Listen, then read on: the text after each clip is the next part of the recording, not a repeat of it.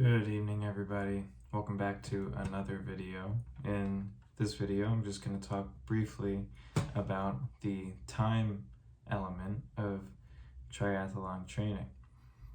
So, here's something that plagues nearly every beginner, intermediate, and advanced triathlete, all the same. Hopefully, as you spend more time in the sport, this doesn't bother you as much and you kind of develop a bit of a longer time horizon, I'll say, in relation to your goals. But one of the biggest things that I've noticed personally, it bothered me for quite a while, and many other friends and athletes that I've spoken to and coached, is the rate that you should expect improvement to start manifesting in your body as a result of your training. So I feel like people see people on Instagram, YouTube, TikTok, whatever else, and they see these guys running like sub 3 marathons and sub 12-hour Ironman triathlons and sub 10-hour Ironman triathlons, and they benchmark that number against what they themselves can produce. Like, as I was watching people shooting for sub 12 and sub 10 hour Ironman, my first Ironman was a 16:38, like just barely finishing.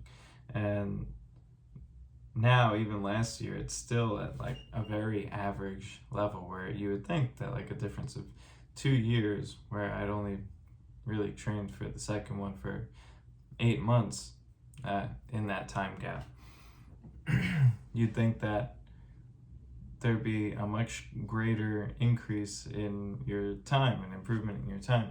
And you feel this way when you see like these people just absolutely destroying these distances. And there's a part of most people that when they see these really, really fast athletes at pretty much their pinnacle of fitness, and like, I would just wonder, like, oh my God, like, at this rate, at how slow I'm getting faster, I am never gonna get there, never gonna be that fast. And that thought still creeps into my mind today when, like, I'm doing my interval workouts yesterday, and tomorrow I have a running interval session, and I know the times that I'm gonna hit and the paces that I'm gonna hit, and I know how hard it feels to me to even hit those paces.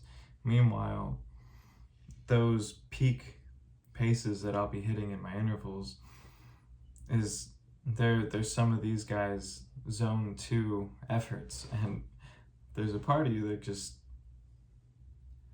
shudders a little bit at the sheer delta between you and them performance-wise. And in fact, today I was on Instagram and I was watching a clip from Tadej Pogacar, hopefully I'm saying his name right, talking about his zone 2 efforts, in which he spends like 5+ hours in, on a good workout. And he was saying that his zone 2 power level was over 300, with his heart rate holding around 145, 150. And like, that's mind-blowing. If any of you can even conceptualize that, that's actually higher than my zone 4 interval rate by like 70 watts, which is ridiculous. It's a crazy amount of power. But I was listening to a podcast today by Tim Ferriss and Seth Godin, and Seth said something along the lines of, and while it was business related, it still relates directly to this. People often need to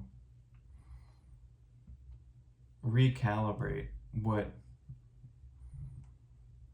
their now region is. So the longer you can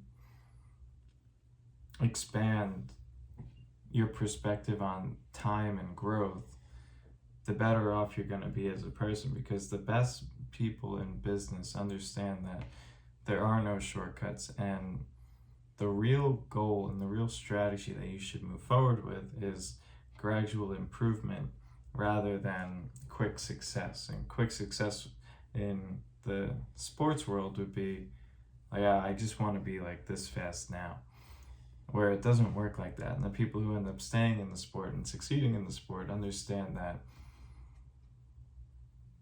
the only way to get there is through consistent gradual improvement and a solid strategy. And by strategy, what he likes to describe is more of a hidden system that is at play, that is kind of the guiding force behind your effort. So mine, and right now this is something that I've been working on obviously since just watching this podcast, but I've noticed that for me in endurance sport, I've held on to two key beliefs: that if you don't get injured and you never stop moving forward, then it doesn't matter how much time you give yourself. Eventually you'll, one, be ready for whatever your first race is, your first Ironman, your first marathon, whatever.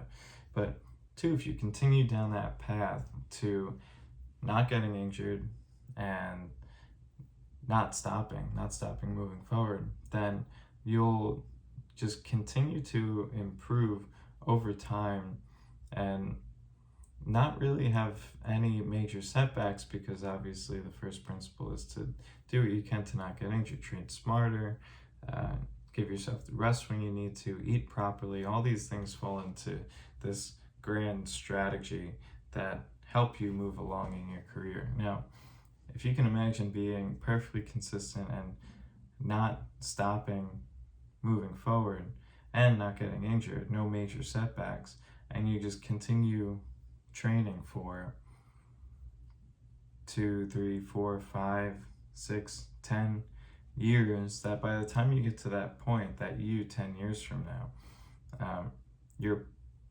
probably going to be extremely surprised with the progress that you've made and where you shake out in comparison to the people that you might look at now as being in an otherworldly level of fitness. And as a small win and little pat on the back for myself, with yesterday's interval session, I noticed that these intervals were killer on my muscles. Like, my legs were absolutely destroyed and on fire for the whole workout. But what I was paying attention to on my screen was my heart rate was extremely steady, and at the peak of those hardest efforts, I think that only towards the very end of those intervals my heart rate entered into the 170s, and otherwise would come quickly back down into the 160s and 150s as I recovered in my recovery minute, and then back up. So that's crazy compared to my fitness earlier this past year, when I first started this second Ironman training. It's actually like insane, the difference, and noticeable at this point, where my heart rate was under much more steady control. And moving into this next prep and seeing that that is a clear indicator of higher level of fitness than I was starting last year. So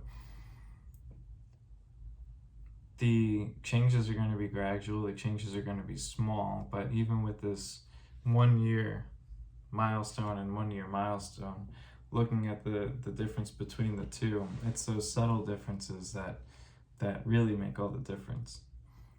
So give that some thought. Let me know what you think. Leave a comment, subscribe, like, all that stuff, and I will see you in the next video.